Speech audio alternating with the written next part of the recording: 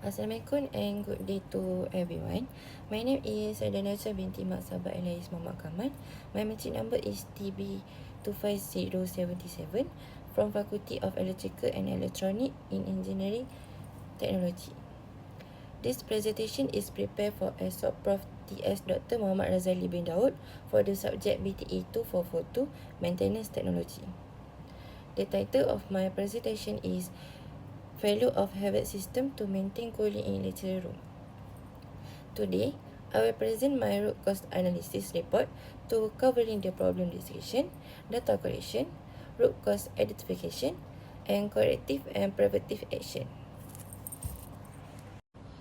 I choose root cause analysis for this assignment because it is a systematic and structured approach used to identify the underlying cause of the problem.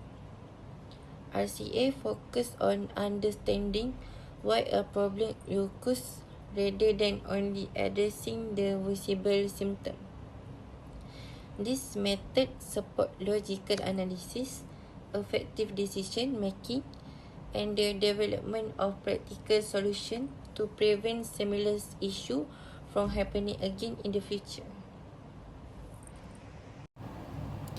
First of all, I would like to explain what root cause or RCA is.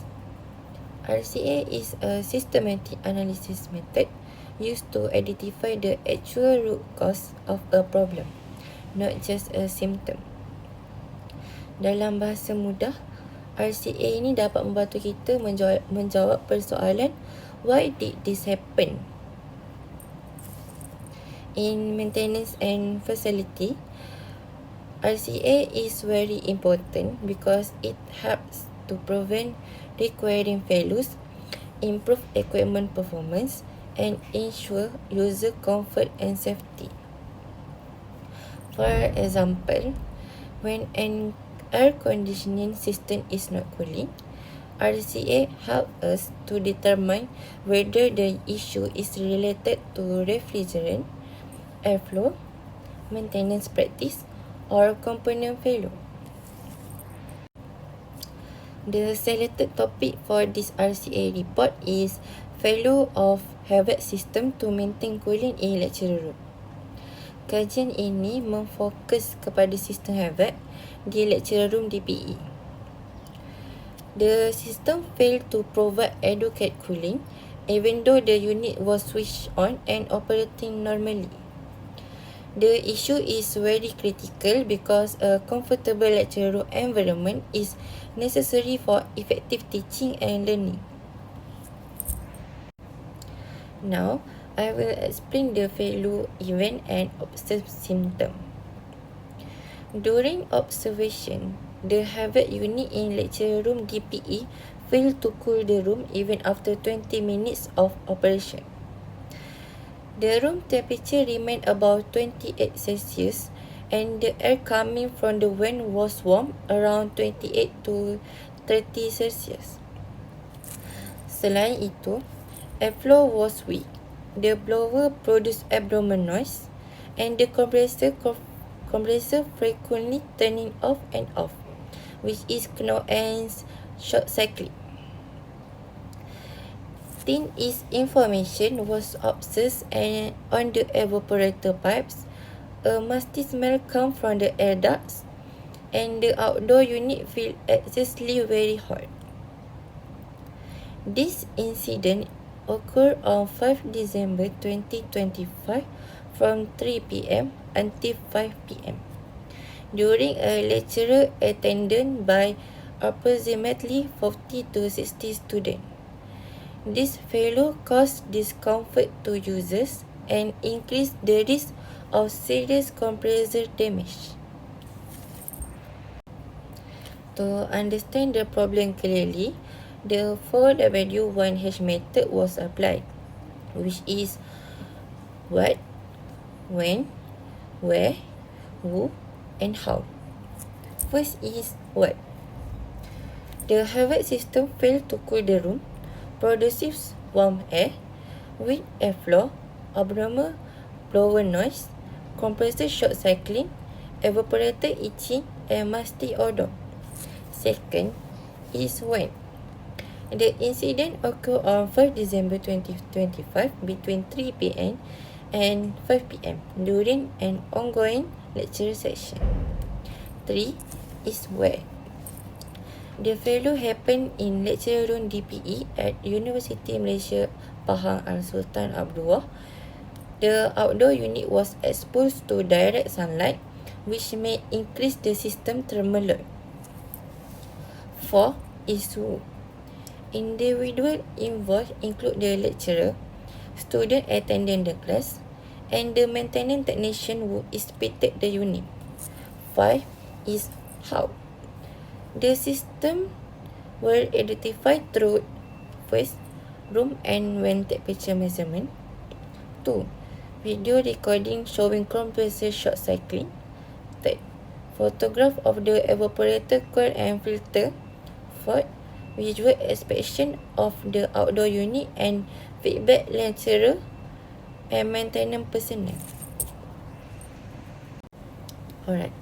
Next, the 5 why technique was used to identify the root cause. First is why the lecture room still hot. Because was M discharged from the vents and airflow was weak. Second, why was the airborne and airflow weak? Because the compressor was short cycling and the blower was not operating efficiently. 3. Why was the compressor short cycling? Because refrigerant pressure was low and ice had formed of the evaporator pipes. Why was the refrigerant pressure low? Because of refrigerant leakage or insufficient refrigerant due to poor maintenance practice. Why were the maintenance practice poor? Because the HVAC system did not undergo regular preventive maintenance. Okay, from this analysis we can see clearly how the failure developed step by step. So, based on the 5 why analysis, the main root cause analysis of the HVAC failure was the lack of proper preventive maintenance.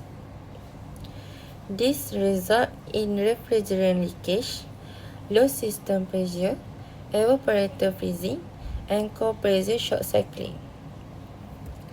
In addition, dirty air filters and evaporator coils fuel the restricted airflow, reducing overall cooling efficiency.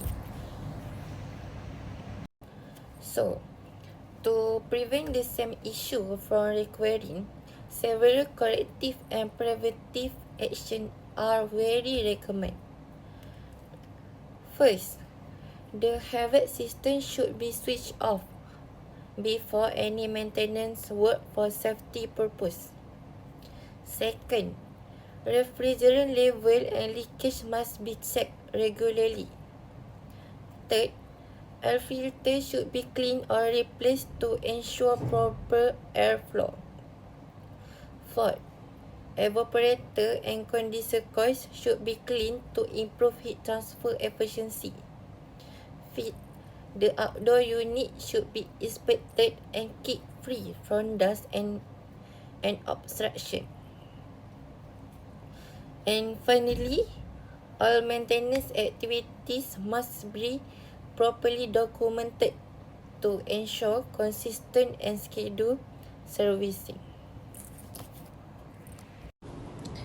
For this investigation, appropriate tools were selected to evaluate the system condition. A digital thermometer was used to measure air temperature at the vent and inside the room. Visual inspection along with photograph and video recordings was carried out to observe airflow condition and compressors behavior. These tools were chosen because they provide reliable data and allow to accurate observation without interfering with system operation. So, in conclusion, the RCA study successfully identified the root cause of HVAC failure in lecture room DPE. With proper preventive maintenance and regular inspection practice, similar failures can be avoided in the future. This will help maintain a comfortable learning environment and extend the lifespan of the HVAC system. Thank you for watching.